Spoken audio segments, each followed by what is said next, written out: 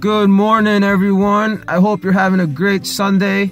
I just got out of church. Amazing sermon. They spoke about Samson in the Bible, and they were talking about how Samson was this amazing person that God worked his magic through, because Samson decided to have vows for God and to really apply himself towards God.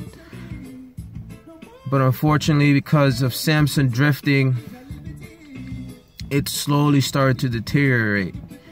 And at the end, he was tricked by a woman named Delilah that came into his life and tricked him into sleeping with him.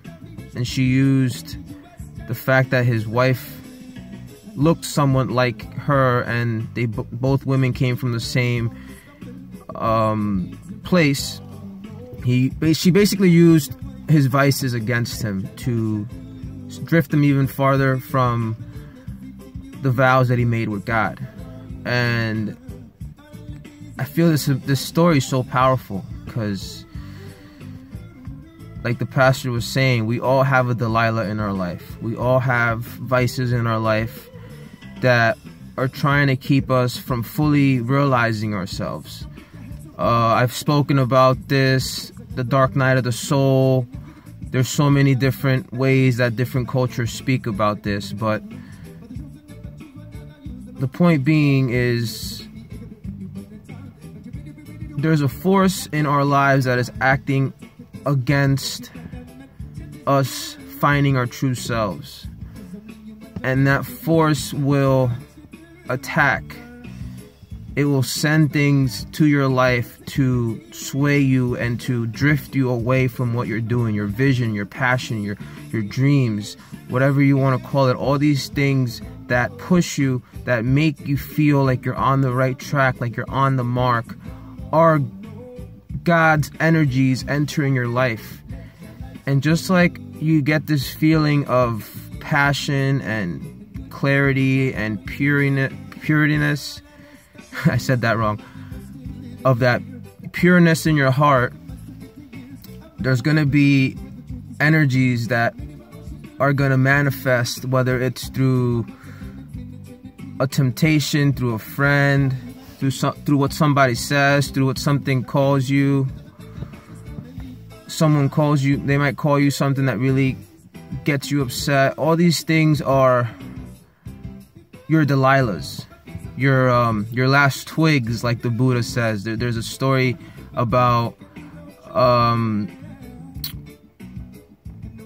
meditator that was meditating so profoundly that the devil himself was trying to send ways to distract him from his meditation, because the person was going to reach true enlightenment.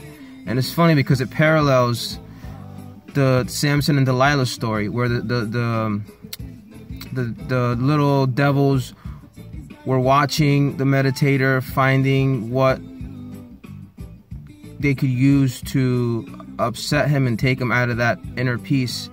And of course, it was when a twig fell on a mandala that the monk made, and it really upset him to the point where he got out of his meditation posture, took the twig out, and fixed his mandala. So of course the little devils came and shook the tree and made all the branches fall. So the moral of that story is, what is your twig?